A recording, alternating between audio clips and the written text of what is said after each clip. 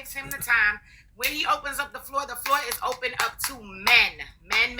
This is Men's Thursday, all right? So when he opens up that floor, he's going to allow the men to come up. Yashalam, Taylor. Oh, all praise to the Most High. Abba, Yah. We give you glory, we give you honor, we give you praise, our Father. We just want to thank you for who you are, who you have been, and who you will be in our lives and by way of manifestation. We want to give you glory. We want to give you honor. We want to give you praise for being faithful, for being honorable, and for being true. Lord, Adonai, we pray that you empower and bless and encourage and ignite, and that you just continue to fill up Minister Stephen as he pours out to us. Let him pour out from his overflow. Let the meditation of his mouth and let the meditation of his mind and the words of his mouth be acceptable in your sight. Let it also be given to us who have good soil. Let our hearts and our minds be open and ready to receive what it is Yahweh Elohim has to say to us. And we in all things give you the glory, give you the honor, give you the praise, and we trust you. We believe on you, knowing that you are coming in to do exceedingly, abundantly, above all we can ask, think, or imagine. All praises to the Most High Yah. Aman, aman, aman. Et Shem, Yahweh, Et Shem, Yeshavai, and Et Shem Ravat. All praises. Hallelujah, hallelujah, hallelujah. Amen. All right, you got this, Minister Stephen. All right. Shalom, family. Ya shalom. Maishapaka, family. This is going to be great. I'm excited about it. I've been meditating on this for a while. So I'm going to just bring it in, and we're just going to jump right in. So I've been going through reading the Bible again. This will be my third time, but this time, every time we read something, we get more in tune, and we glean something from it from the last time, right? So this is I would say second time. The first time I kind of just went through it, right? But this time I'm in Joshua, and before I preached on Shabbat, pretty much chapters 1 through about 5, right? So where we're at now is we're going to go to chapter 7. So we'll be in Joshua chapter 7, and we're going to go through the whole chapter. We might go into chapter 8, time permitting, Ravak led, if we get there, right? So we're going to start in Joshua chapter 7, if y'all want to go there. And I'm going to kind of go through the context of where we're coming from and how we get to this point, right? Just in case, just a little catch up. So this is right after Moses hands off to Joshua, right? Moses led the people of Israel through the Reed Sea, or the Sea of Reeds, which as a whole, right, as a way of escape. Now, there was an atonement, there was a passage through the Ravak HaKodash, and then there was a circumcision, right, as a whole. And then there's a more intimate circumcision, right, when you get to Joshua and the people and the children of Israel going through the Jordan River, okay? So when we're going through the Jordan River, it's a more intimate thing, right? So now we're getting into the more intimacy of how we should carry ourselves, how we should be in tune with the Ark of the Covenant, or with the covenant we have with the Most High, with the promise of the Most High, right? As you can tell, we're about to get to a little study. There's going to be some Bible study today. And where we're going to go to now after that, they come out of the waters. You can read in Joshua from chapters 1 to 7, right? They come out the waters of the Jordan, right, on the 10th day. And that would be on the 10th day was the day that you would choose the lamb for Passover. If you could catch that. You choose the lamb for Passover 4 days before Passover, Passover being the 14th day of the first month. Okay? So now, after that, we get to Rahab, okay? Rahab gets with the spies, because, we're coming through, we're heading to Jericho, they send the spies out. Rahab helps the spies with the scarlet rope, representing a promise, representing protection, right? Rahab's house, right? House representing the lob, or the heart, was built into the wall of Jericho, right? Her house is, you'll see it in scripture, is built against the wall, which means into the wall, right? So with that being said, you kind of see where Rahab is at this point. chooses righteousness out of fear or the respect of the Most High. Later on, her lineage, she marries into Israel, which begat Boaz, which begat let's see, Obed, Jesse, and David, right? So we see how that happens after that. We march around in silence, right? Working the foundation of the Babylonish ways, right? Because we want to get rid of that ish, right? We were all Jew, no ish. Cause so we're going around this Babylonish way, and we give a shout, breaks down the foundation, right? And the one thing we did not have to do was to pick up anything of the Babylonish way. One thing. That's the only thing we had to do. And of course, the children of Israel, we could be hard-headed sometimes, right? We go through some things, right? There's some self-examination that needs to happen a lot. So when we're here now, we're at the point of self-examination is what I gleaned from this. All right? Still with me? All right.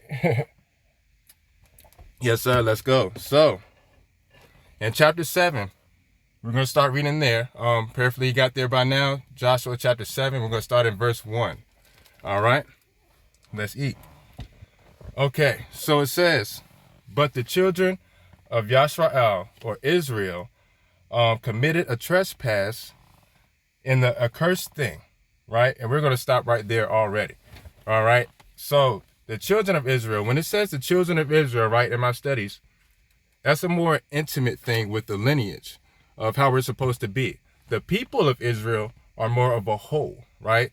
The people of Israel, speaking of the focus on how we should give law, we held worship and promises, and we have patriarchs, right? But when we talk about the children of Israel, there's a shift in focus from the broader concept of the nation to the more intimate carrying of how we should carry ourselves in the nation, right? Or as a people, right? Or as the children. So this is more so how Pops, or Abba Yah deals with his children. Sometimes the belt has to come out, right? Sometimes that fire has to come out, that refining fire, right? That's it. Let's go. All right. So now we're at the children of Israel committed a trespass in the accursed thing, something that was unacceptable, something that shouldn't be in the body. So now somebody got intimate with something that was not supposed to be in the body, that's going to break us down, that's going to have us struggling, that's going to put us in a situation where we don't have to be, right? We're dealing here with foundational work, right? And more specifically, Judah, all right? Judah was promised a prophecy that would not depart, the scepter or the kingship would not depart from them until the Messiah's arrival, right? This is how we stand. And we're going to review today of the parts of how we're supposed to conduct ourselves and examine ourselves, all right? So now we're going to keep reading. We're going to keep going down, right? But the children of Israel committed a trespass in the accursed thing. For Achan, or Achan, the son of Carmi, the son of Zabdi, the son of Zerah, of the tribe of Judah, or Yehovah, right? Took of the accursed thing, of the thing that was not acceptable. And the anger of Yehovah was kindled against the children of Yashrael. And when Yehovah's anger is kindled, there's a fire, right? There's a cloud of fire by day, or a pillar of fire by day, right? And there's also a refining fire. You try gold in the fire to see if it's real gold, right? And how I came up, many people will try to give you gold in the streets, right? And you're going to want to, that's one of the tests, right? You kind of see if that's real gold. You put a little lighter to it, you light it to see if it burns, right? But if it withstands it, you can tell that it's real gold. It's basically what that's speaking of, okay? Right? And it says, verse 2, and Joshua sent men from Jericho to Ai, which is beside Bethaven, on the east side of Bethel, and spake unto them, saying, go up and view the country. And the men went up and viewed Ai. So we're going to stop there again, right? We're going to get all of this, right? And Joshua, or Yeshua, right, sent men from Jericho to Ai, which is beside Bethaven. Now, one thing that you're going to want to do is when you see these names, you're going to want to look up these names to see what the definition or the breakdown of what they're trying to say. That could also go with numbers, right? And characters with Hebrew character, all right? So with Bethaven, that's dealing with wickedness, right? or moral decline. Bethel, or Bethel, is more so speaking of righteousness.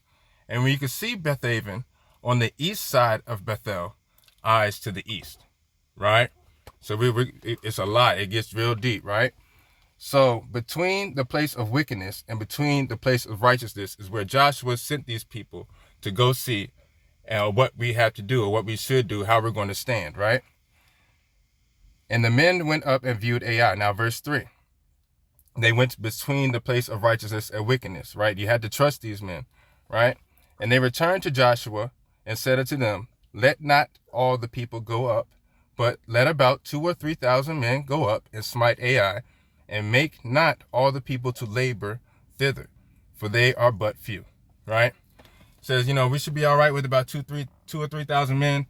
We should be all right with that. There's not too many up there. We should be fine, right? Verse 4. So there went up thither other people, about 3,000 men, and they fled before the men of Ai. Why? Why are they fleeing before the men of Ai? It's because something happened. There was one rule, literally one thing that Yahweh said not to do. It was to take of anything of the Babylonian ways that was there, right? So, verse 5, keep that in mind. And the men of Ai smote them about 36 men, for they chased them before the gate, even unto Shebarim, and smote them in the going down. Wherefore the hearts of the people melted and became as water. Now we're going to settle into verse 5 right there, break that down a little bit too, okay? So, when it says, I smote of them about 36 men. So my mind goes, that's very specific, right? So out of these 2,000 or 3,000 men, they only went for 36. So now I'm thinking, all right, let me dive in more so. So 36, this is when we get into the Hebrew characters. And if you're not familiar with the Hebrew characters, in Psalms, the division of 119, it goes through the Aleph Bayit, right? And we go through the language of Hebrew, like we go through characters. Our words, for lack of better words, right, is character, right? So when we go to 30 is represented by Lamed, right? And that's the shepherd's staff, okay? That's the direction of the Father, of the Most High. 6, the sixth character, that would be Vav, right? So now let's go to verse 5 and break it down again. And the men of Ai smote about 36 men, right? So therefore that's saying that the connection to the righteous teacher is now cut off, right? Or the nailing of the righteousness or the righteous direction is cut off. For some reason that was cut off, right? And they chased them from before the gate meaning Dalet. So the righteous direction, right? Being nailed to the righteous direction, right? Before the door, there was a block, there was a cutoff, there was an issue there. There was some self-examination that had to be there. Something was left behind, something was picked up, right? And that was the issue, okay?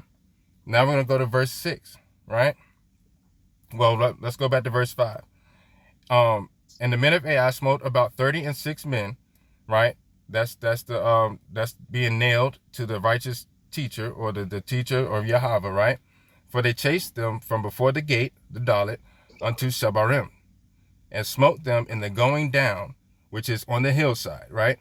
So they're chasing them downhill when they smote them, right? So now you're telling me in this uphill battle, therefore, right? So in this uphill battle, that's a battle that's not really in a military stance. That's not really a smart or wanted thing to do. But that's what we do because we're children of the Most High Yah. There's nothing that's supposed to stop us. So in our minds, in their minds, it's like, okay, I'm not even worried about it being an uphill battle. We got this, right? We should. But it just takes one. It just takes a little leaven to make the bread rise. As we're in the season of removing the leaven from our homes, from our hearts, which the leaven being sin, right? So therefore, there's some leaven in here somewhere, all right? And it's on Joshua to figure out, in his position and his connection, right, per se in this situation, to figure out what that is. To kind of look around and see what that is, right? So now we're going to go to verse 6, right? And Joshua, or Yeshua, rent his clothes, right? And rent means tore. So in a thing of stress, distress, mourning sometimes, they tore their clothes, right? They they cried, threw dust upon their heads. That's a sense of mourning, right? So as Joshua rent his clothes, fell to the earth upon his face before the ark of the Lord, of Yahweh, the ark of the covenant, until the eventide, or the end of that day, because it's evening to rising, right? There's a lot in here, a lot of culture in here. We're gonna get cultural today, right? He and the elders of Yisrael, and put dust upon their heads, right? A sense of mourning, a sense of distress, dismay. We should not be dismayed. So already you could tell that there's something going on. Self-examination is important. Nobody is above self-examination. I'm definitely not above self-examination, right? Nobody is in the kingdom. And this is going to be a daily thing, because now what we have is the battle against flesh is ours now. That's going to be a forever thing. It's going to be some constant self-examination, and that's okay. We try to do better, right? But don't be ashamed of you growing. The growth is necessary, all right? Now, verse 7. And Joshua said, Alas, O Yahweh Elohim, wherefore hast thou at all brought this people over Jordan, and deliver us into the hand of the Amorites to destroy us? Would Elohim, or the righteous direction, we had been content and dwelt on the other side of Jordan?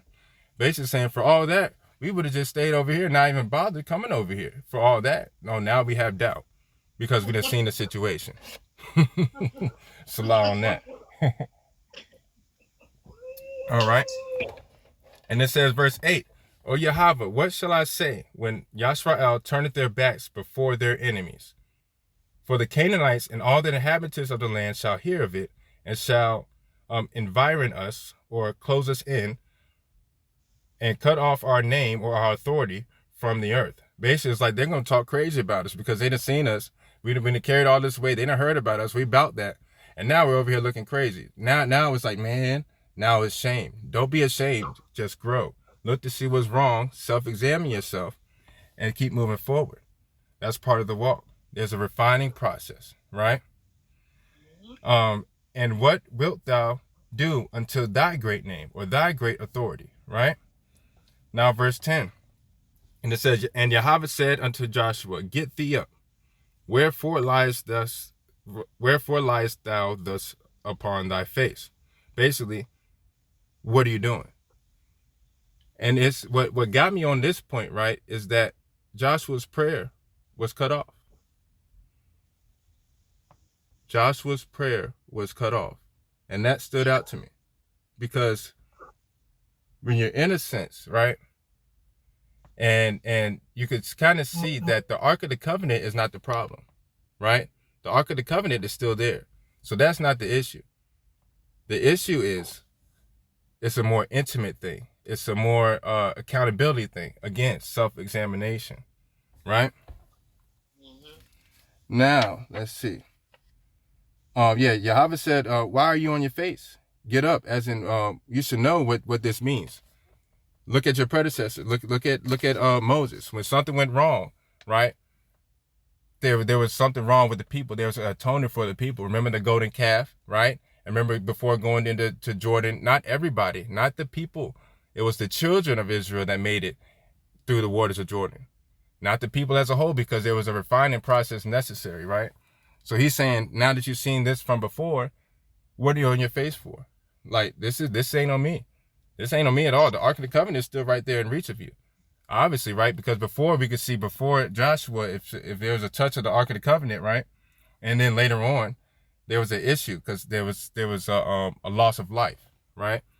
And obviously, that's not the issue. Everything's okay. Everything's fine, right? So therefore, there's an issue within the camp. There's an issue within the children, the more intimate thing with Yahweh, right? Now let's go to verse 11. Israel has sinned. Boom. There's the answer. It's not Yah. It's us, right? It says Israel has sinned, and they have also transgressed my covenant, which I commanded them. And what was that? For they have even taken of the accursed thing, and have also stolen, right? So we're going to settle in on verse 11 real quick. Now, when we see that semicolon, we can see that before that verse and after that verse, there's a connection. So Israel sinned. How do they sin? For they have taken of the accursed thing, or the unacceptable thing, and have also stolen and disassembled and they have put it even among their own stuff, right? So metaphorically, you're seeing the thing that was unacceptable, right? You held it close to yourself, right? You have digested it because you have it amongst your own self. Now something's got to be spit back up. Something's got to be done about this, right? Self-examination. That's the theme of today, self-examination, right? And if you get to the point, praise y'all for that. If you get to the point where you look around and say, yeah, I don't really have a struggle that I need to deal with. Well, my advice to you, that's your struggle, right? That's your struggle. If you don't see anything wrong, that's what's wrong. If you're looking around you and you see stuff breaking down, it's not that Yah's not with you, it's that there's a connection barrier there, right? Yeah, and on top of that, put up with your stuff. Exactly, Papa G. Triple OG, shalom to you too. Now let's go to verse 12. It says, therefore, right, because of that, the children of Israel could not stand before their enemies, but turned their backs before their enemies, because they were accursed or unacceptable. Neither will I be with you anymore, except ye destroy the accursed thing from among you. So Pop said, hey, I'm going to sit right here. I'm not going to do nothing. I'm going to sit right here and wait for you to act right. I'm not going to do nothing else. I'm going to sit here. I'm going to look at you, looking at me, looking at you, looking at me until you get it right. So there's something around. There's something around. I'm still here. I'm still talking to you, right? Even though I said, no, get up off the ground. Ain't no need to be praying. Ain't no need to be crying. Woe is me, because sometimes the issue is just you. That's it. That's it. The victim complex is nothing that I take lightly, right? But we had to realize it's just us sometimes. It's just the individual self. And yes, that's bothersome. Yes, that hurts. So I don't like it. I don't like it. I'm telling you. When I got to admit that it's my fault, it takes me a while to admit that it's my fault. I'm going to be honest. I'm going to keep it 100 with you. Sometimes it takes a while, right? Yeah, take the whipping. See, like I said, Pops, it's the belt, right? For the people that come up in the Southern rays, it's the belt and then da-da-da, right? That's the process. He's like, hey, I'm going to sit here, look at you until you get right. And you're not going to go nowhere, right? Exactly. You could be your own enemy. You're not going to move no way forward until you get this right. You're not going nowhere until you get this right, all right? Because it's unacceptable. This is not allowed. You want to be acceptable. You want to be in the image so you can be recognized. You want to be recognizable. If you're not in the image of the creation, if you're not in the eye, in the standing of Yahweh, he's not going to look upon you.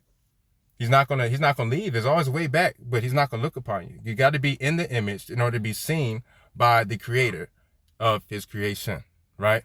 Because who could feel more hurt for his creation than the creator? It's not that he doesn't love you. It's not that he leaves you, but he sees that there's something else that he needs you to do so that way you can keep going forward for your people. This is a generational thing. This is not just for us. This is for the children's children, or the children's children, or the children's children. This is for standard. This is for law. That's all this is about. It's about your lob. It's about your heart. That's what this is about. So in order to get your heart right, there has to be some refining, right? There has to be a burning. There has to be a fixing of this, right? Praise Yah. It goes right along with removing the leaven, right? Because even I put a post up talking about the Levitical priesthood back in Leviticus, right? Leviticus chapter 6. I don't know why that left my mind. Leviticus chapter 6. They talked about after the burning of the meat offering, right, of the ram without blemish. They would remove they take the ashes from and take it outside the camp, right? And they would keep on replenishing the wood on the fire. There's a continuous fire. Yeah, not just any love, purified love. Exactly. Heart posture. Let's go. Yep, y'all with me. Got to be aligned to see and hear clear. Yep. Refining. Big con. Yep, let's go. So when that fire is still going, right? The wood is still put on, and you got to continue the burn and keep the fire going, keep the refining process going. And after that, they take the fine grain or the fine flour. It says meal, but that could be interchanged with fine grain or flour. But that still has to be burned. That still has to have oil put upon it, the anointing. That still has to have the frankincense or the sweet savor of worship. There still must be anointing and a sweet savor of worship to go on top of what is already acceptable.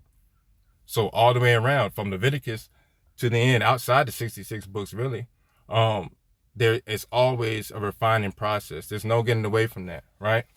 And with the children of Israel, it's just tougher on us, right? Heavy is the head. Heavy is the head. But the reward is great. The reward, the minister trying to tell you, every time I see that or I hear that or I think that, I think of you, and I should die for that, because that's a lesson that stays with me and will always stay with me, right? So now let's get back into Joshua. That was a little rant right there. Now let's get back into Joshua. All right, so where are we at? We're in verse 13, right? So, well, let's read 12 and go back into 13 so we get back on track, right? Therefore, the children of Israel could not stand before their enemies. They had no chance against their enemies, but turned their backs before their enemies because they were accursed. They were unacceptable. They lost their protection, right? Yeah, sidebar. Neither will I be with you anymore, except ye destroy the accursed thing from among you. Get it up out of here, right? Now get up, sanctify the people, right? Consecrate the people, get them together for the sanctification, for the bettering of your people. So let's get this together, basically, and say, sanctify yourselves against tomorrow, right? Because basically, all right, everybody gather up, because tomorrow we're going to deal with this. For thus say Yahweh Elohim of Israel, there is an accursed thing in the midst of thee, right? O Israel, thou canst not stand before thine enemies until ye take away the accursed thing from among you, right? That's just the way it is, okay? Now, when we get into verse 14 to about, 17-ish, we see that this is the self-examination process that I was speaking of, okay? And in verse 14, let's see, making sure. Yeah. So in verse 14, it's going to go into, before we get into that, what I want you to look for is where the self-examination is necessary. Why is it necessary, right? It's because of coveting, right? It could sound tempting to the flesh. It could look tempting to the flesh, but it's for the flesh, right? Don't look for the remaining, like Achan did, right? As we see later on. Don't look for the remaining when you are the remnant. Don't look for the remaining when you are the remnant. You've been past that. You've gone past it. Don't get caught up looking back and seeing, oh, what was that for? Why did that get broken off? Maybe I can keep bringing that. No, you got to leave it alone. Leave well enough alone. Yahweh has a perfect way. When you keep going, right, in this walk, what I learned is I just accept it is what it is. I'll look up and I'll just say, I will have your way. That's it. Apparently that won't for me. Apparently I can't be there. Apparently I can't eat that. Apparently if I do this, it makes my body react like this, right? Apparently if I eat too much, I get swelled up, I get greedy, right? If I do too much, it's going to hold me back. It's going to slow me down, right? No pillars of salt for me either, sis. No, thank you. Looking back, right? We don't do that, right? And the thing is, when I say don't look for the remaining when you are the remnant, there's a reason why those are two different words, right? The remaining is what's left over, right? But the remnant is what's of the original intent. Two separate things. When something is tried in the fire, there's something left behind, right? But the principle of it, the refining of it, that's the remnant of it, right? That is the original intent, right? When you are part of the original intent, don't be looking about what's remaining left, right? That's not for you anyway. Let that be eaten up by whatever it's supposed to eat up, because that's the perfect will of Yahweh, right? Yahweh has a way for everything to be put together, destroyed, consumed, and out the way from beginning to end, right? There's always something, even to the road offing of certain things. There's always something that he has to come in, swoop in, and clean it up like it's never even been there before, right? He already has it covered. That's not your job to worry about that. Your job is to keep going forward for the kingdom. That's it. That's all. That's the message, right? For covenant. Right? Basically, covenanting is looking at what's not needed, right? That's all it is. Coveting is defeat. It's instant defeat, right? An example of this is oil shouldn't flow where it's not supposed to go, right? Like, think about a vehicle. There's a specific way for oil to flow to make sure everything has the necessary things or the lubrication for the vehicle to continue going, right? If you don't have oil in your vehicle, I know I'm gonna get into cars and stuff, but I love cars as a man. So if you don't put the oil in your vehicle, you have a chance for it to be locked up, right? Now that oil light comes on and you check around and you don't see outside physically, I don't see what it is that's really wrong. That means that there's a more intimate thing. You got to go on the inside of the engine to try to look at what's going on. There's a valve, right? There's pistons, there's certain things, there's seals. So if there's oil leaking out in this context, right, that there's something wrong with the seals. Oil is going to where it's not supposed to go, right? Some won't take care of the car. They won't examine or maintenance the vessel. So they don't even bother to look at the levels or gauges, right? Now, what happens next, okay, before we get back into 14? No, we're going to hold off on that. So, we're going to go to verse 14 of Joshua. Now we're going to get back to reading. Salah. Salah moment right there. So, verse 14, Joshua chapter 7, verse 14. You see how much meat is on the bone on this one? And prayerfully, y'all willing, next week, as I continue, and it is more accountability for me too as well. Going to chapter 8 and continue, because I'm in Joshua. So, if I'm gonna come up here on Thursday, or whoever else from time coming, I'm gonna just take y'all on the walk with me, what I glean from this, and maybe we can have some thoughts, things of that. Even as I'm reading now, if there's anything that sticks out to you, maybe there's something I didn't glean that you gleaned, because Ravak just gives me a portion. It sends me a portion. Like, I'm not gonna get everything from it.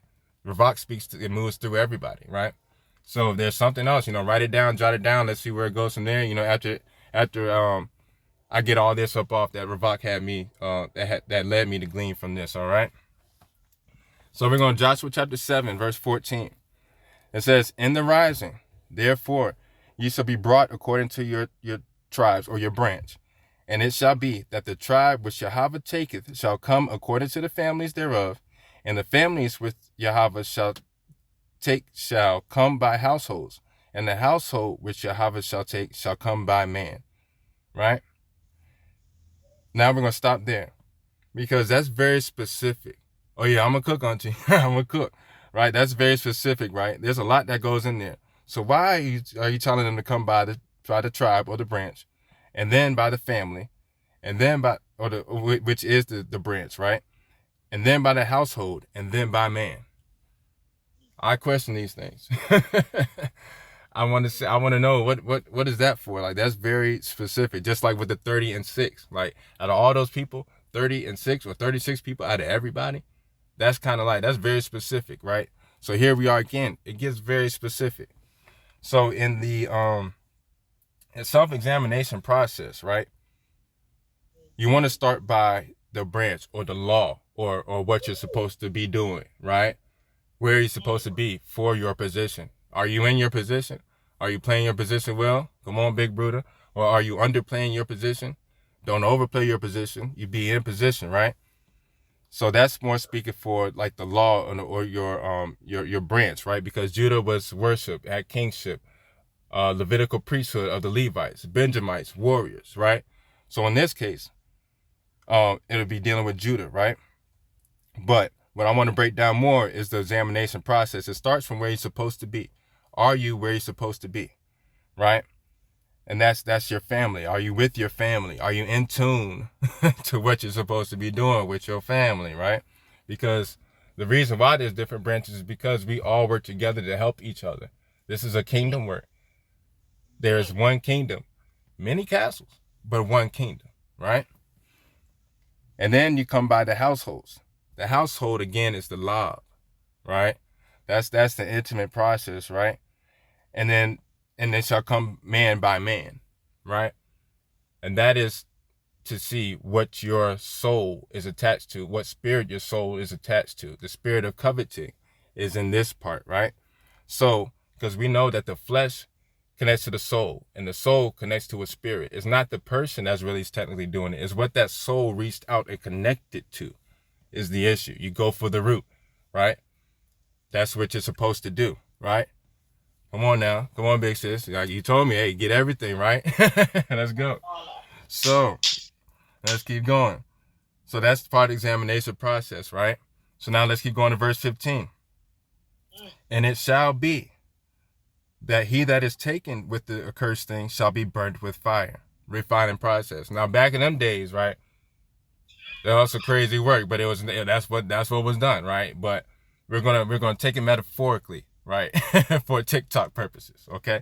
It's burnt with fire. He and all that he hath, right? Everything consumed, because everything has to be tried, from the flesh to the soul to the spirit. Everything has to be refined. There's a self-examination process. Don't just start with, all right, say something wrong with the finger, right?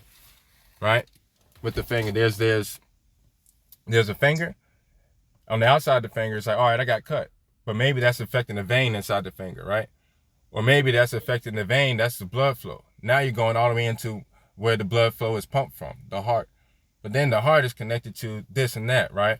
Then we get around the mind, right? You see how it's all connected. So when you're examining yourself, make sure that you don't just start with, all right, I'm gonna stop doing it. It don't just stop there.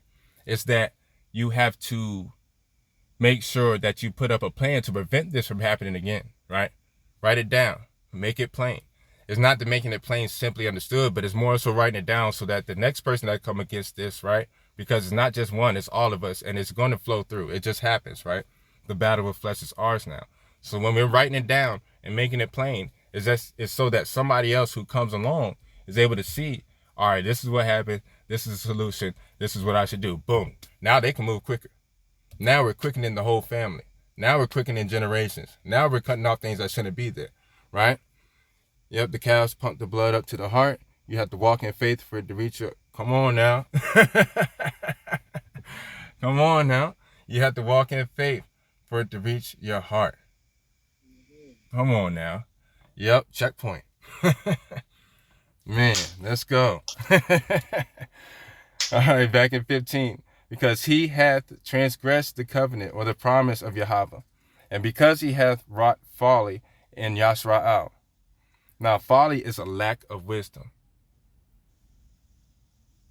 That's heavy. Come on, walk it out. Walk it out. It's a lack of wisdom. It's a lack of understanding. It's a lack of moral insight. It's not needed. That's what folly is. So now you have brought something that's not even supposed to be part of the body inside. Now you got people looking around and acting crazy. Now you got people worrying, being dismayed, being ashamed. Now you got people not in position. Now you got people questioning their position. Now you got people looking back. Right? Now you got all this confusion. Cut it out. Cut it off. Right? Come on now. Let's keep going. So Joshua, what Joshua do? Joshua rose up early in the rising and brought Yasrael by their tribes, or by their branches, and the branch of Judah was taken, right? So therefore, all right, we found out what was wrong. It was our worshiping. It was our connection to the Father that was wrong, right? It was something off with the connections, because remember the 30 and 6, the Lamed and the Vav, right? That is the being nailed or being connected to the righteous direction, or the Lamed, which looks like a staff of the shepherd, right? That's what was wrong. It prevented us from getting through the gate. It prevented us from getting through the Dalet to get to the victory on the other side, right? Is it glitching? Because if it is, I got I brought my 12 phone because I can hook up to the what's the name on the Okay. Yeah, I got it just in case. I was like, maybe this goes wrong. All right, cool. All right. Let's see. Yeah, Judah was taken because the door, the Dalet, we weren't allowed to get to the door, through the door of victory. So therefore there was something wrong with the worship. Something wrong. On my end. Or maybe. Yeah, okay, yeah. It's a sound. Yeah, because like the mic's on. Yeah, that's probably all it was. But Yeah, so there's a disconnect between how we're supposed to be, the connection, the holding on to the righteous direction. Because Yahweh said no. Yahweh said there's something that you didn't do right. There was an accursed thing. There's something unnecessary that we have to get through, right? So Judah was taken. So now we get into the more intimate, right? Because remember, there's a people of Israel. It's interchanged with the children of Israel, right? So we can see that when it talks about the children of Israel, we're refining the standing, we're refining the morals, we're refining the process and how we should stand based on what we're speaking of, right? Us, big we, right? So now, if it was Benjamin, right? If it was Benjamin, it would be talking about the warrior aspect of it. All right, are we fighting right? Is our stance right? Do we have our sword and our shield? Do we have, are we planted in righteousness, right? Judah, or Yahweh, was known for worship, kingship, right? All the way down to David, right? Remember Rahab, Boaz, Obed, Jesse, David, right? So we haven't gotten to David yet, right? Because there's supposed to be, the kingship, everything comes out of Judah or out of Yahweh, right? Now, verse 17, and he brought the family of Judah, and he took the family of the Sophrites, right? So he went from Judah. He went from, all right, what's your job supposed to be? Okay, let's go more intimate. Took the family of the Sophrites, and he brought the family of the Sophrites man by man, and Zabdi was taken, right? Verse 18. Let's see. Yeah, because this time it was stopped by Joshua. Now, before we get into 18, praise Yah, Ravak just dropped something else. So before we get into 18, right, there's the covenant is supposed to be stopped. In this case, Joshua, boom, he was on it, right? And before Moses, took a little time, and there was something wrong with that, right? All the way back to Havah or Eve. Remember, it was Iazar, Aisha, then Havah, right? Now, what she did, she was thinking she was doing what was best for Adam, right? She thought she was using wisdom. But Adam, his job was supposed to be, hey, he's supposed to, that's not, we ain't gonna do all that. But him trusting his wife, and that's what happened, right? But the thing is, we'll go to James chapter, let's see, what is it, James chapter 1. And I believe it's 15 through, 1 through, let's see. Yeah, 14, okay? So James chapter 1, verse 14. We'll go there real quick, right? Come on now, let's go. Let's keep getting it. It says, James chapter 1, verse 14. But every man is tempted.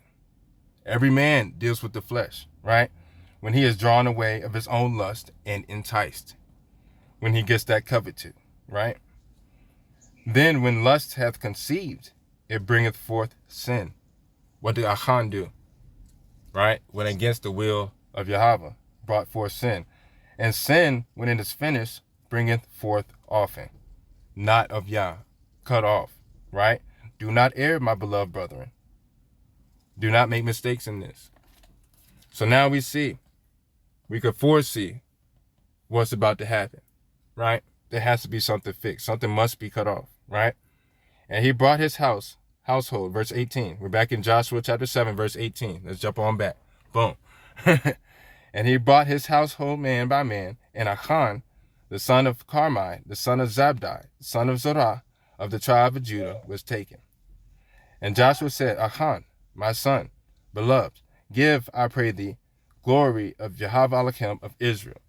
Basically, right there, he's saying, show the imprint of your father. Show the imprint of Abba. Be professional. Tell me what it is, man. Let's not drag this out more so, because if we drag this out, it's gonna make it worse, right? Let's get the medication needed to get these symptoms cleared, right? Confess. Step forward. Be who Yah called you to be. That's the part of not being ashamed, right? It's great to admit it. It's gonna be better for you to admit it. It's gonna be better. Why drag it out? Why sit here and hold it in like, nope, I ain't do nothing wrong, because now you're affecting your people. Now you don't even have to say it out loud. You don't have to tell nobody. You could profess to Yah, right? Yah's going to hear you. And you can let him deal with it after that. Let's just deal with it. Let's just get it out the way. Right? You picking up what I'm putting down? Right? Let's just get it out the way. And make a confession, back 19. Make a confession unto him. And tell me now what thou hast done. Hide it not from me. Don't hide it. Tell that truth, right? That truth, that amat, right? Don't hide it. Ain't no point in hiding it. How can you hide it? Come to think of it. Like, what you can't hide it.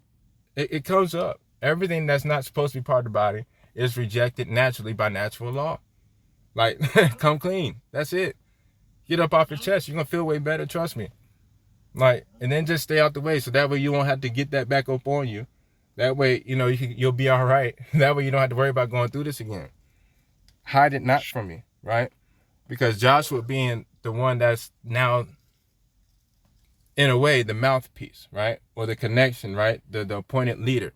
Just go ahead, because, you're making this worse on us. It's not just a you thing, it's a we thing. Because if you're affected, now we're affected. Now we got to stop here. We got to sit here. We're supposed to be keeping on going, right? We have a promised land, a promised covenant to get to, and we're over here wasting time.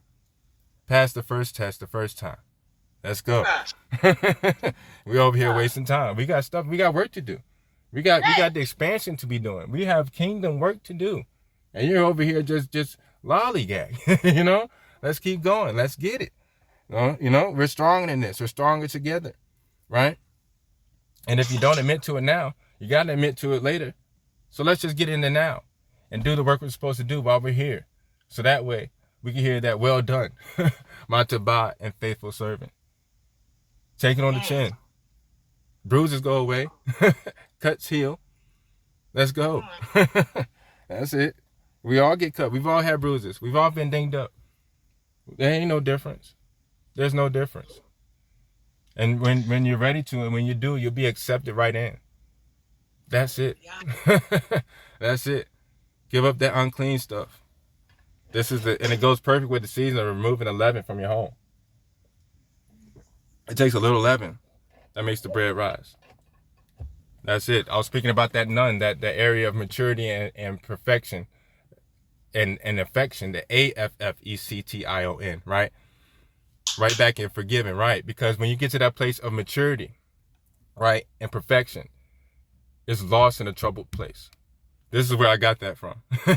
It's lost in the troubled place, but it's also picked up in the troubled place. Because as we see later, Achan, right, because of this place of trouble that he made, the city was named Akor, right? Because now that troubling place became a door of hope because you took care of business. Now that place has become a door of hope because you took care of business, right? I'm going to let that salah right there.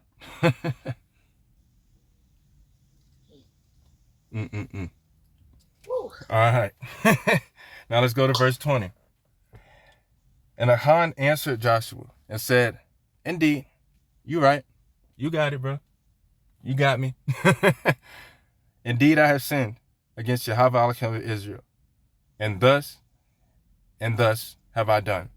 So all that, the bag of chips, that was me. That was me. I can't even, what can I make up to say it wasn't me? There's obviously somebody. And obviously you're led by Yah. And obviously Yahweh has you come to me. Yeah, exactly. Busted. Now, it's like, it's on your face. You go in there in the kitchen and you want to sneak in some cookies. And you're over here eating the cookies. You get caught in the kitchen. What you doing in the kitchen? Nothing. What you been eating? Nothing. Why you got crumbs on your face? What's a whole bunch of nothing? Looks like a whole bunch of something. Guilty one. I'm the same one that used to run in the kitchen when my mama would fry up chicken and take a piece of chicken, wrap it up in a napkin and put it in my pocket, try to run upstairs real quick. Like she don't know how many chicken wings came in the pack. But let's keep going. The verse where we at? Verse 21. Okay. Let me go over here to the notes, make sure I'm still on track. I want to make sure that we drop everything here. Let's see. I went off on a tangent. Let's see where I'm at. All right, cool. All right. Soup and crackers. Let's go. When I saw among the spoils let's see, we're gonna say goodly, right? And this is why I say this, because when we see good in the scroll, right, it represents tabat, righteousness, right? So it's like it, but it ain't it, right?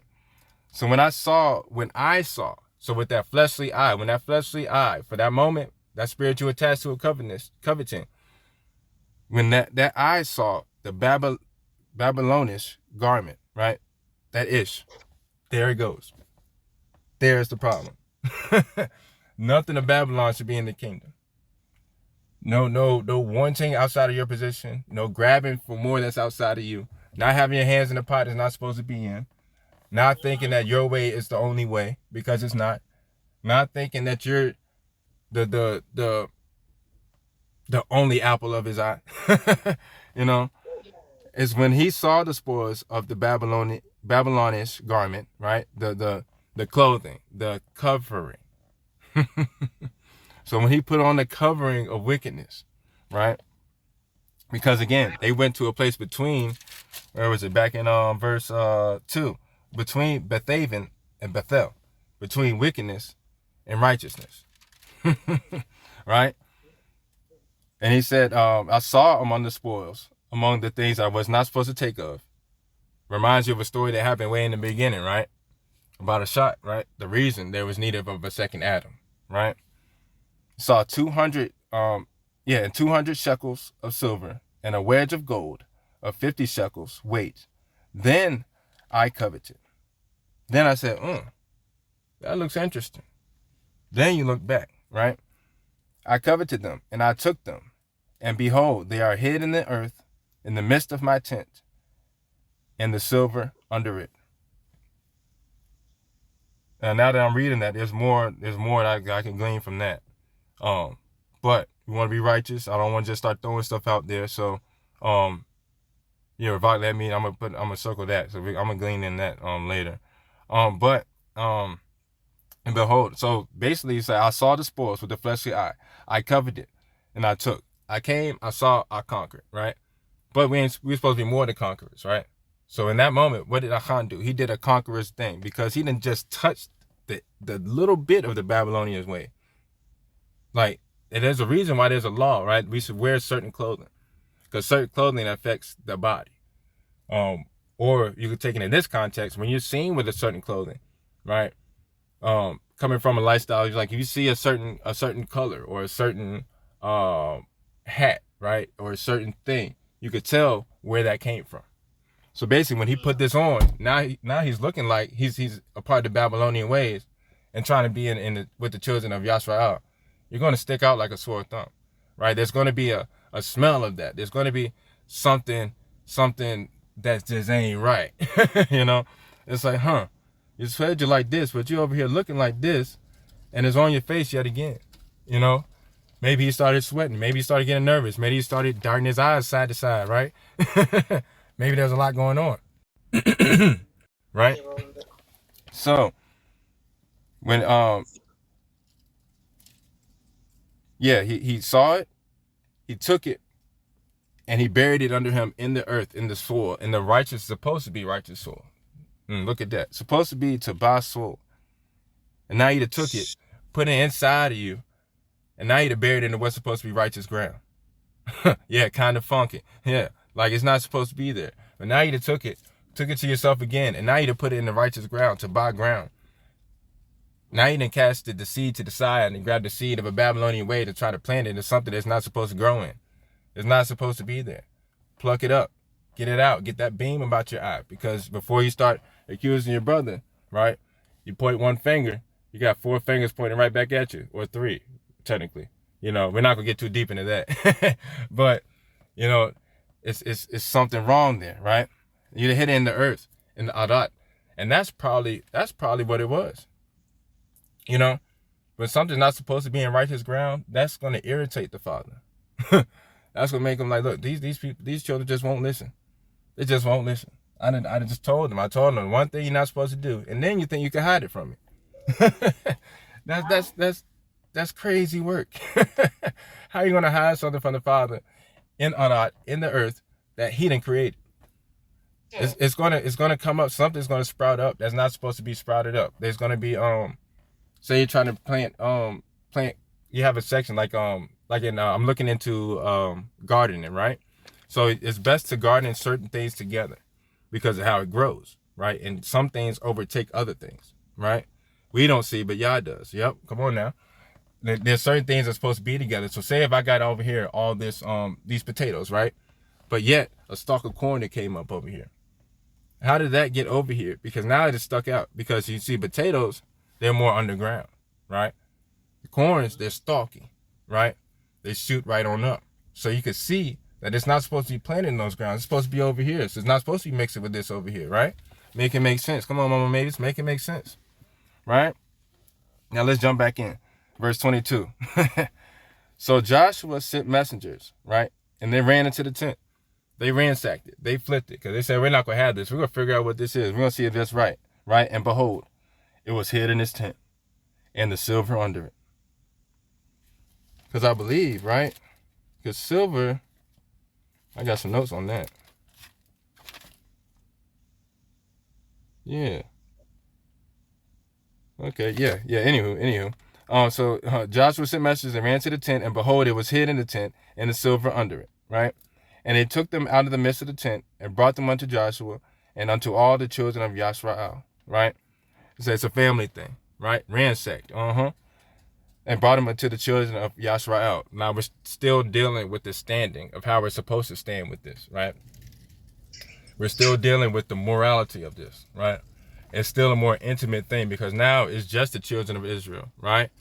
And because we had there was a open circumcision in a way. Then there's a more intimate circumcision. So now these people here, we're supposed to be already right. We're supposed to be already righteous, right? We're supposed to be already having it together, right? So now we're going to make it a family thing. We're going to cover it, but we're going to get it up out of here first, right? And they took it out the midst of the tent and brought them unto Joshua and unto all the children of Israel and laid them out before Yahweh. Yeah, it's a family affair. Exactly, auntie. There's a family affair. And Joshua and all of Yashrael with him took Achan, the son of Zerah, and the silver, and the garment, and the wedge of gold, and his sons, right?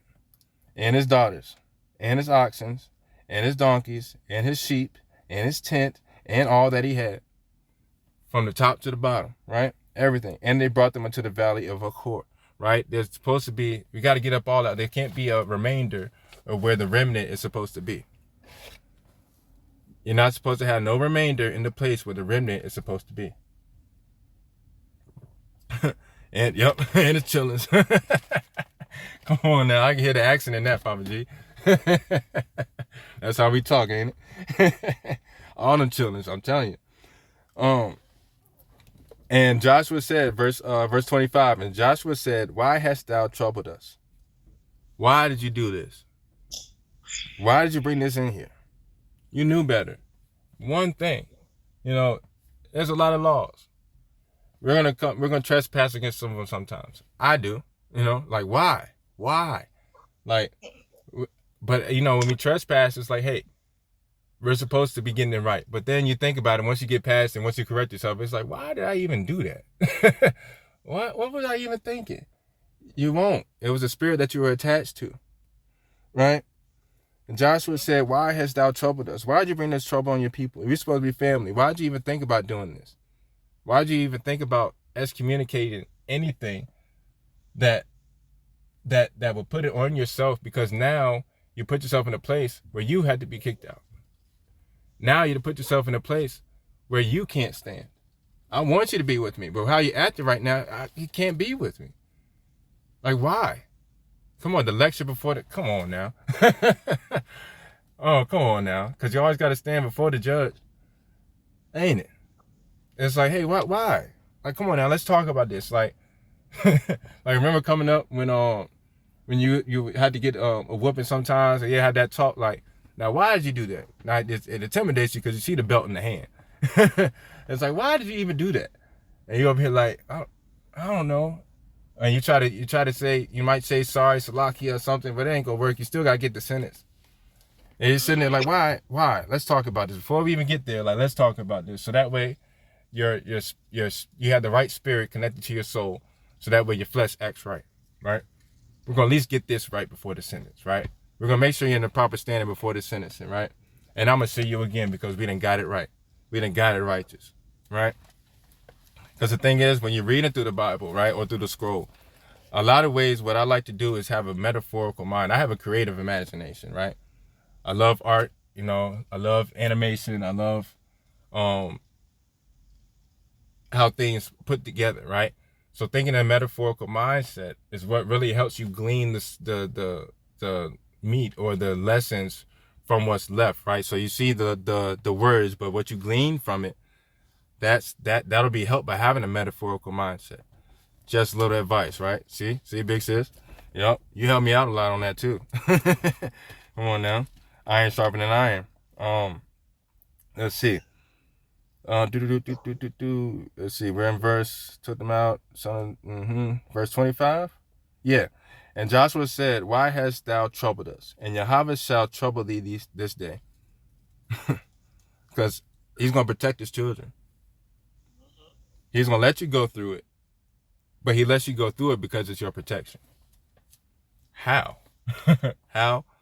It's because in that same place where it's broken is the same place that it's put together. That's how. Salah. And they raised over him. And Joshua said, "Why hast thou troubled us? And Yahweh shall trouble thee this day." And all the Yisrael stoned them with stones, and they burned the fire, and they had stoned them with the stones. And they raised over him a great heap of stones unto this day. So Yahweh turned from the fierceness of his anger. Basically, there's a point of repentance. There's a point of change, right? Not a 360, because you're going to end up right back at the point where you're supposed to be. But 180 degree, right? I believe I said that correct. Correct me if I'm wrong. I believe I said that correct. But now that Yahweh turned from the fierceness of his anger. Now that fierceness of that fire, because you could feel the metaphorical mindset. When you feel the heat, it's because it's the fierceness of it, right?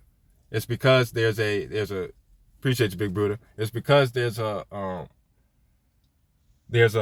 intensity of it, right? But you know, when you get that fire further away from you, like imagine a bonfire, the closer you get to it, the more heat you feel because there's a fierceness to it, because it's in your face. It's because there's a fix, there's a refining process needed. So when the fierceness of his anger and was turned, right? That means, yeah, that uncomfortable feeling. So when it turned, it's now a protection. It's now a direction, right? Now it's back to the pillar of fire or the cloud of fire, however you want to say it. Now it's for your bettering and not for your discipline, right? Now we could keep moving forward, right? And we're gonna, right, while we're here, we'll go to verse 7 of chapter 8. And that's about how far I've gotten. I'm gonna give you everything I got. I was gonna stop at chapter 8, but looking now, see the notes. Ravak says, go ahead and give it all. You know, don't quench the spirit, right? So I'm gonna get to verse 7 of chapter 8, and then that's all I have. That's all I have. So let's keep going. Verse 26, and they raised over him a great heap of stones unto this day. So Yahweh turned from the fierceness of his anger. Wherefore the name of the place was called the Valley of Achor unto this day. Like I said before, now the place of trouble, right, is a door of hope, right? Maturity was left in the troubling place, but maturity was strengthened in the troubling place. Perfection was left in the troubling place, but now perfection is strengthened. Now it's closer in that same place. Because that's the thing when you're reading through the scripture, the same place where things were destroyed is the same place that you had to continue from. You don't get stopped here and then jump 50 miles across and start over here. You still had to start from the same place where you left off. Incorrect standard. Just let that marinate. Yes, for your bettering, no longer their disciplining. Yup, come on now. That's oops, what I'm doing. That's boom, still there? Yeah, still here. Okay. Yeah, the Valley of Achor to this day, the troubling place, right? And yeah, now you're in the fullness of Yah, right? instead of in the remaining of what Yah doesn't want. Being in the fullness of Yah, ironically, is being in the remnant, right? And let that marinate. Now we're going to start chapter 8. Then after that, like I said, get to verse 7. If anybody feels they want to come up, they can come up. Dr. T, Big Sis, on you after that. Yeah. Yep. It's been great. And I'm going to continue studying after this. Y'all my accountability. Like today, this rising, I got off this rising. Because I work overnight, I toil overnight, got off this rising, and surprisingly, full of energy. Praise Yah. Praise Yah for that. But let's go. Chapter 8. Verse 1, and Yahweh said unto Joshua, or Yeshua, fear not. Then we just talked about fear last night, huh? Fear not.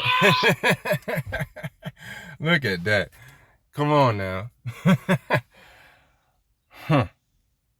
That's just Ravak. There's no other explanation than that.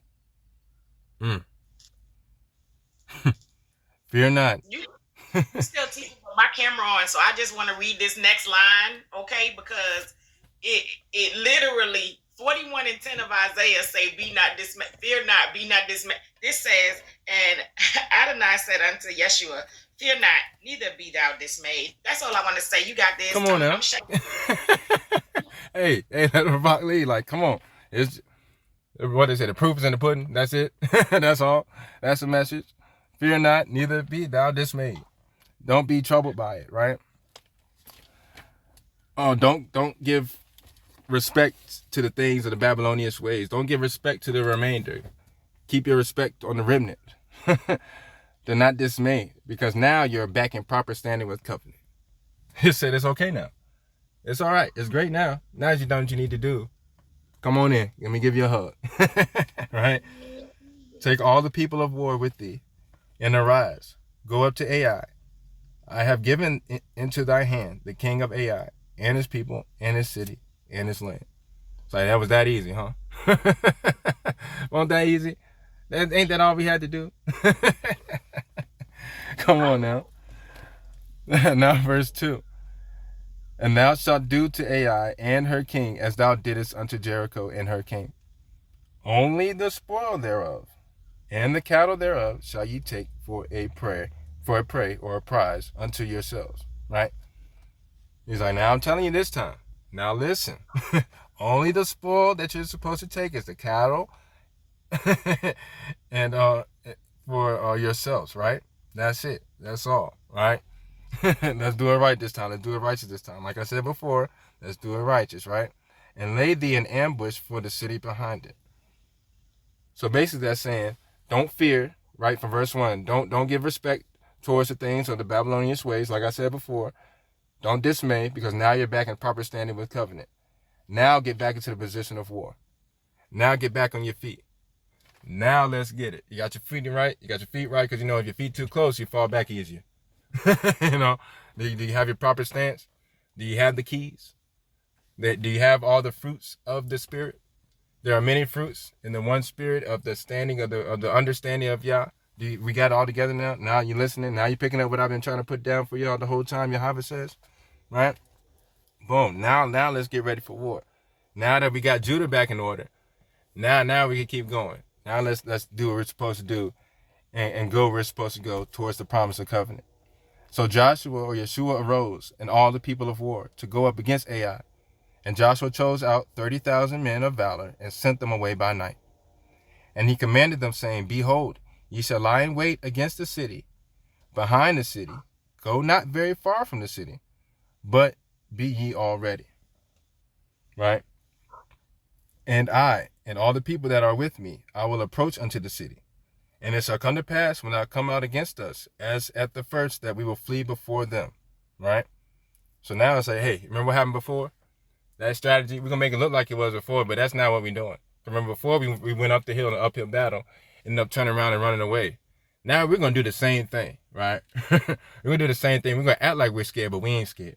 Just like that same confidence we had in the first place before we realized that something was wrong, before we realized, like, oh man, like I'm really shook at this. I am shooketh. Right? Now we're going to get back. We're going to act like we're doing the same thing, but we not. We got purpose with the plan this time, right? Verse 6, for they will come out after us because like that we did last time, till we have drawn them from the city. Now there's a work to it. For they will say, they flee before us. Like, haha, look at them running again. Man, look at what they're doing. Look how they look again. Because they're not connected. They're not in tune with what we're supposed to be doing. They think that we're dismayed, but we're not dismayed. They think we're scared, but we ain't scared. They think we're lost, but we ain't lost. We got laws, statutes, and commandments we can live under. It's pretty simple. Like, we got a place we can go back to. We got references, right? Like when if you toil, you know, they want to check your references. If you ain't got no reference, they're gonna look at you kind of funny. These people, Babylon, they ain't got no reference. They just got what's on the, never scared. They just got what's on Arat, on earth, right? They just connected to what they can see. We're connected to the spirit. It's different over here. It's big different over here. That way, right? For they will come out after us till we have drawn them from the city. For they will say, they flee before us, as at the first. Therefore, we will flee before them, right? We're going to chase them down again. Then you shall rise up from the ambush, seize upon the city, because we got people waiting for y'all this time. We got backup this time. Now we come in stronger than before. We wanted y'all to do this. We wanted y'all to act like this. We wanted that to happen. Right? Then you shall rise up from the ambush and seize upon the city, for Yahweh Elohim will deliver it into your hand. Right? Like I said, it appears to be the same, but now we are stronger. Same vessel, different drink, more anointing. And that's all. Yeah, that's all. Pray that was edifying, fam. Thank you for walking with me. Prayerfully you had your to-go plates. And like I said, if you gleaned anything from it, even the next time we talk about it, if you want to throw something in there or whatever like that for the next time, it all goes together. It's all one scroll. Yeah, that's it. That's all. Hava, fam. Till next time. Praises. Okay, so I'm doing my best, right? I'm really doing my best, y'all. I'm trying. I'm not trying to say much because this is y'all men's day. So I'm trying to keep myself composed.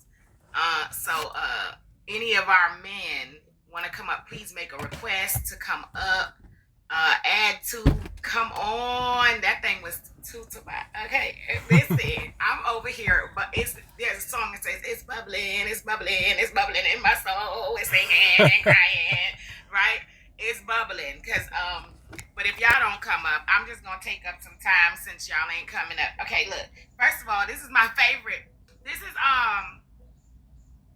is my favorite when we talk about Joshua, right? This is my favorite story in Joshua. Like, y'all, so when we looking at chapter 7, and he's going through, and I'm over here, I had to turn my camera off because I was literally jumping up and down like a kid, and I didn't want y'all to see, I'm doing that too much. I was everywhere, right?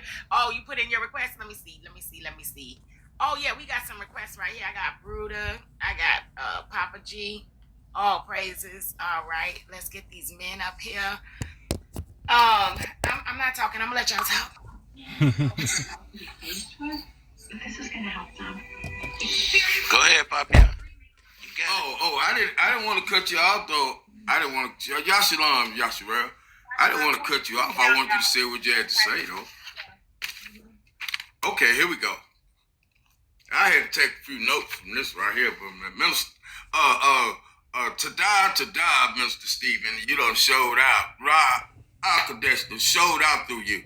Man, I'm telling you, man, that right there was really, really, really, really, really edifying.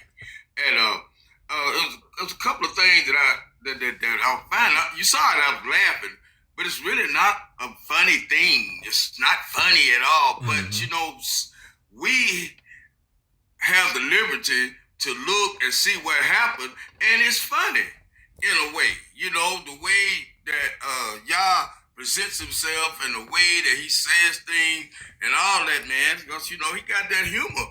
He got that humor with that other rap, that other side of him. And it said, when Joshua said, "Why you do that?" It made me think about me when I was growing up. My mom used to ask me, "Why you do that?" But see, my mom was, I was the oldest of the boys, not the oldest of the girls. So she impressed upon me to tell the truth. She made me believe that if I tell the truth, everything was gonna be all right. She really did. She actually done that.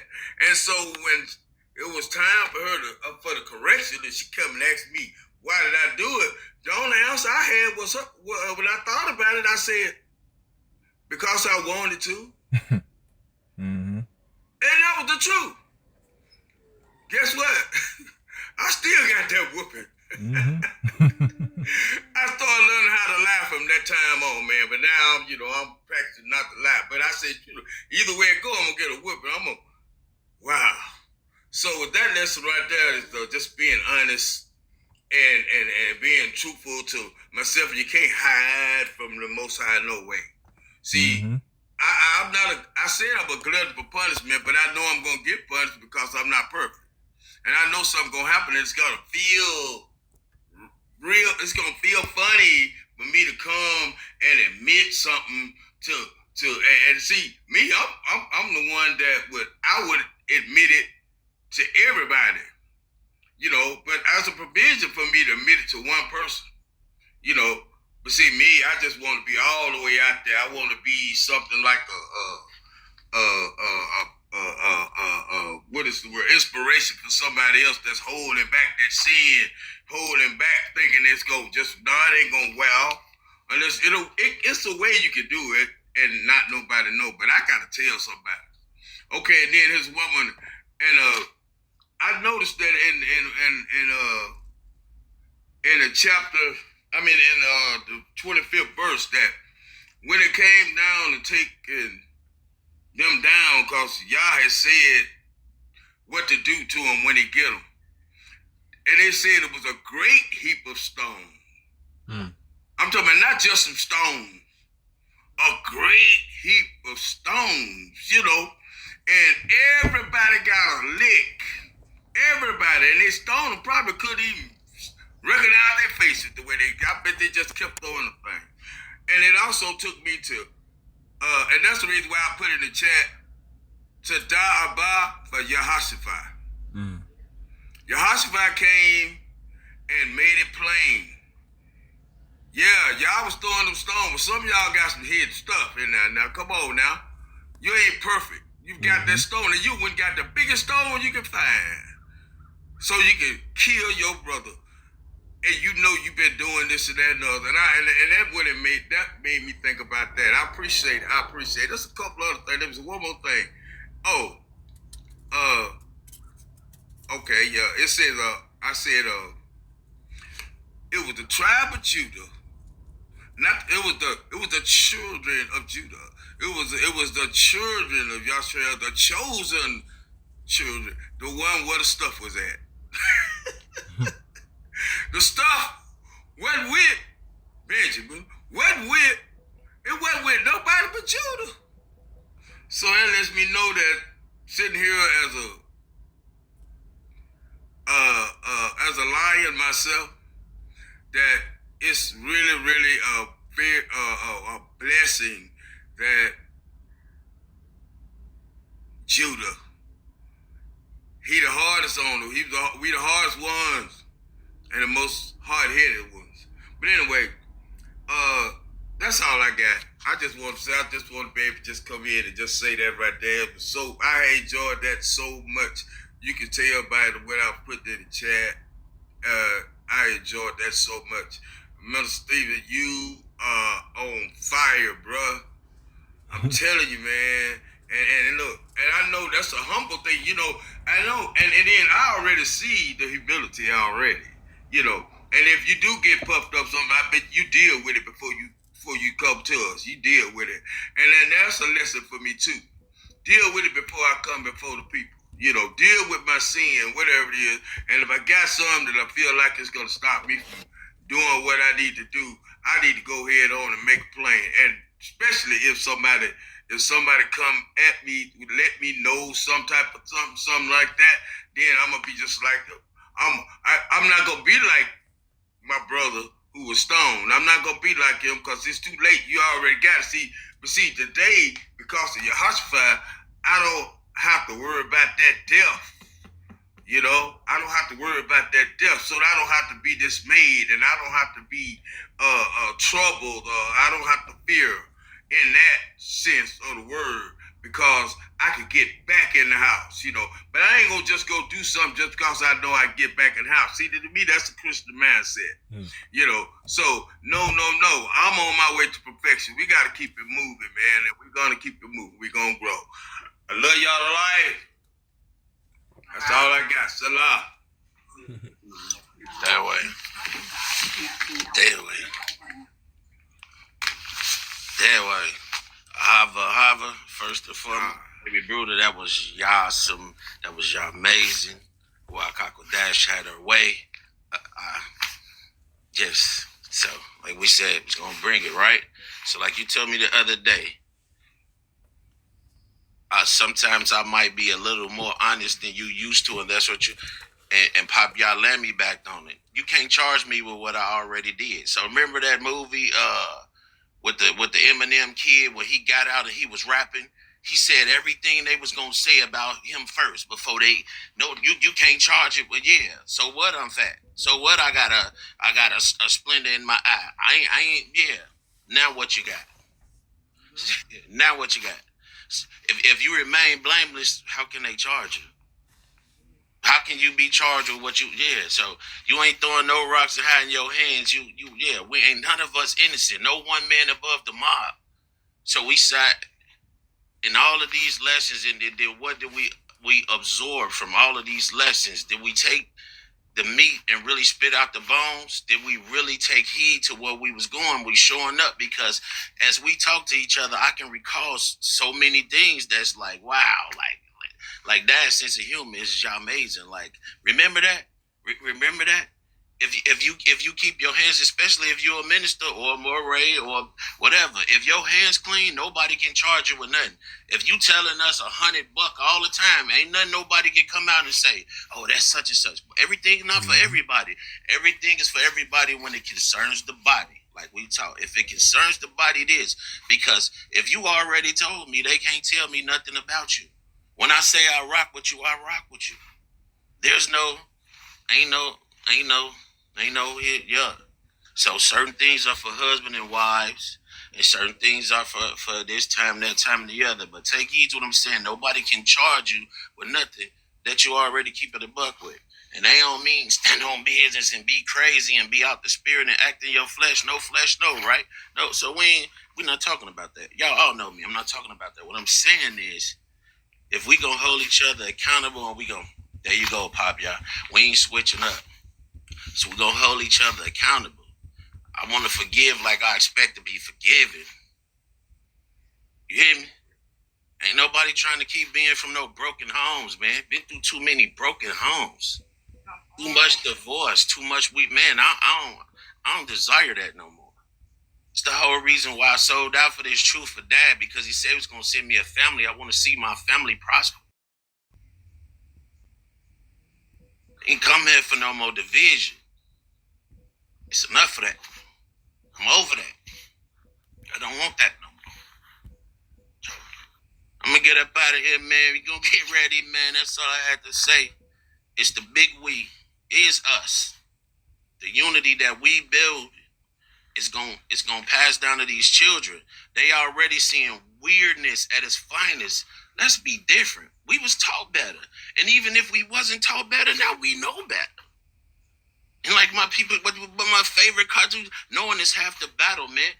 This chess not checkers. We should already go there in the match state. If the battle already won, all we got to do is play our position. Be in position. Don't overplay your position.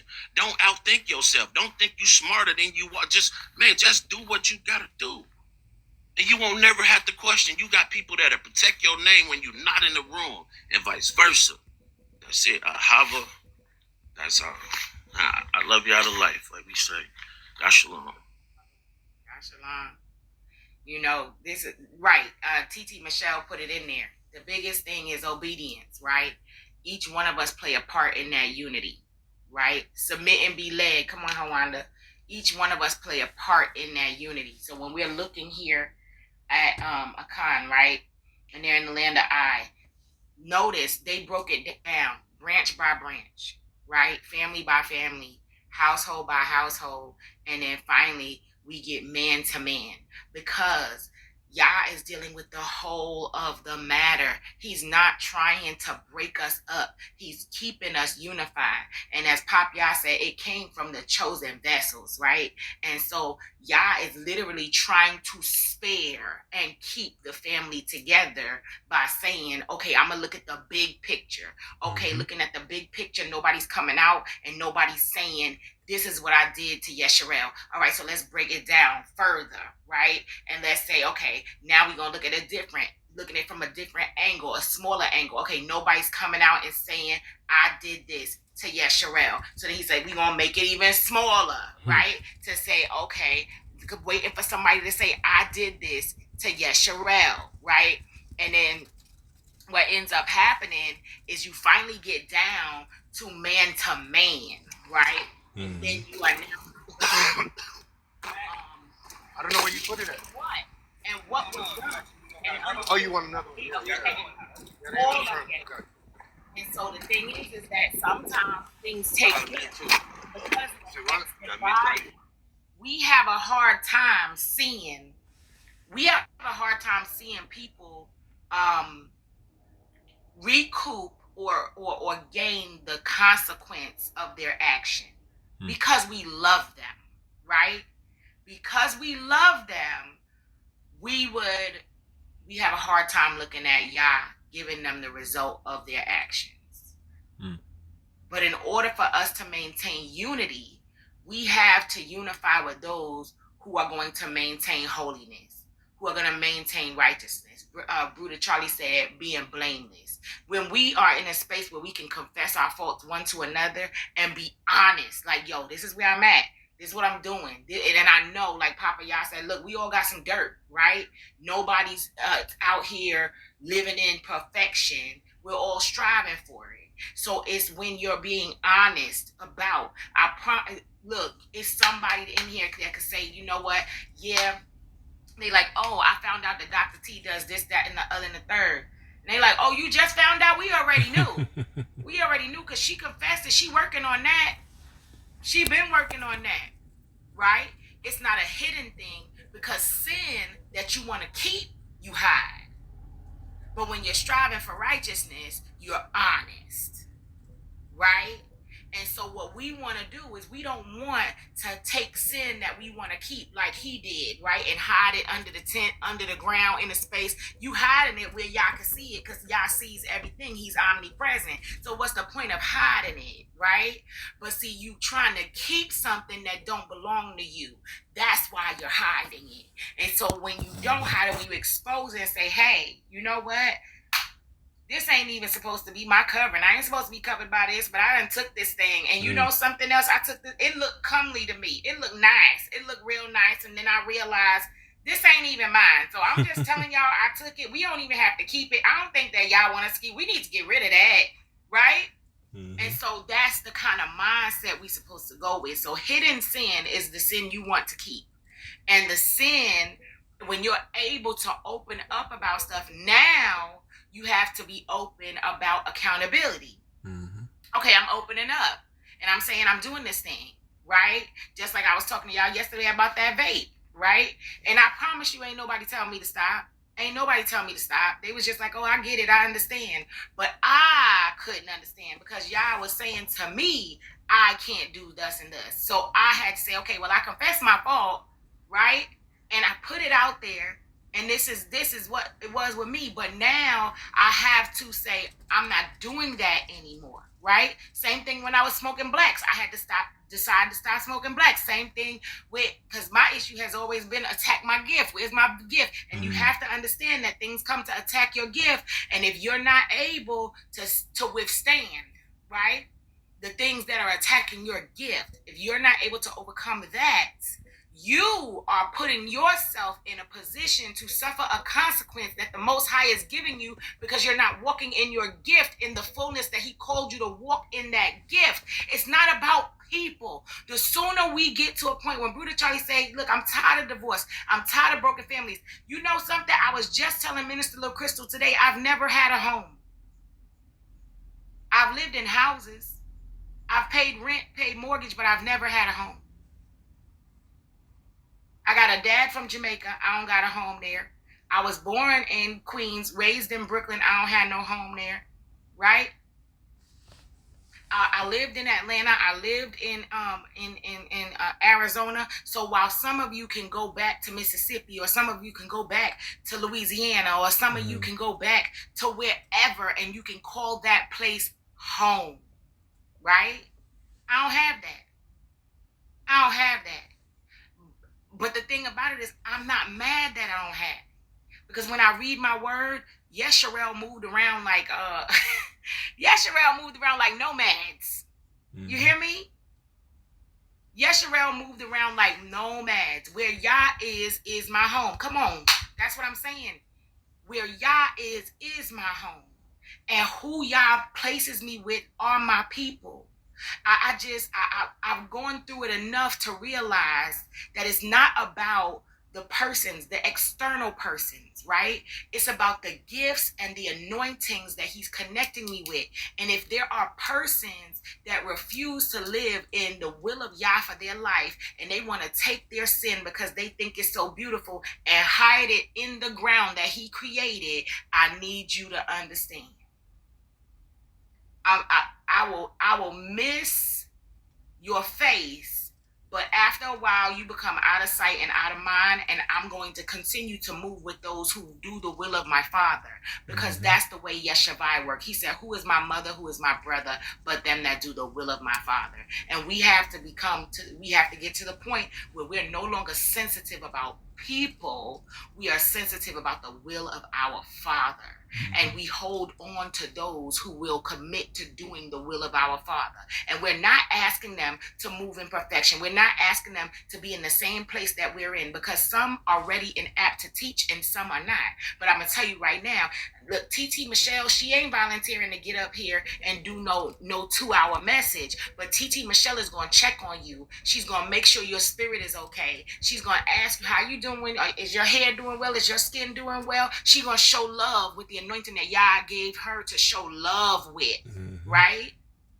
Some of you are afraid to speak at all. So even you coming into the chat and just typing words into the chat and keeping the speaker encouraged is the portion that Yah gave you, right?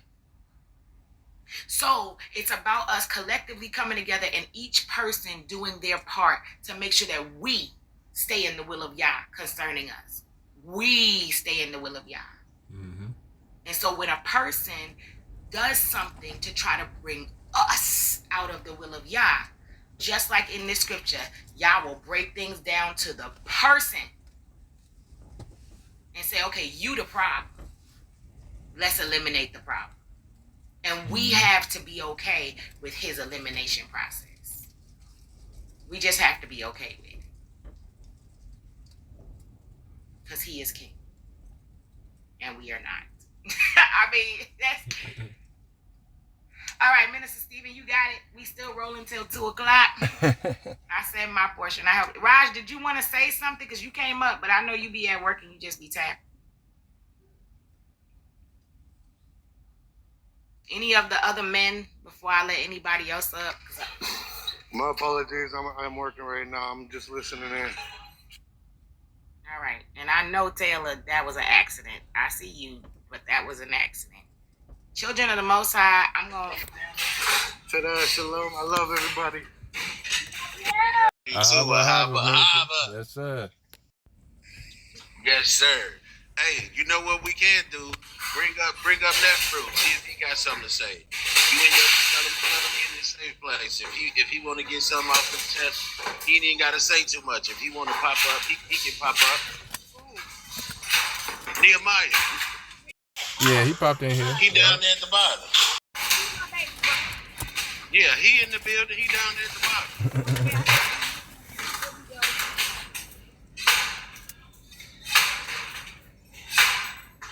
If he want to come up, if he don't, no pressure.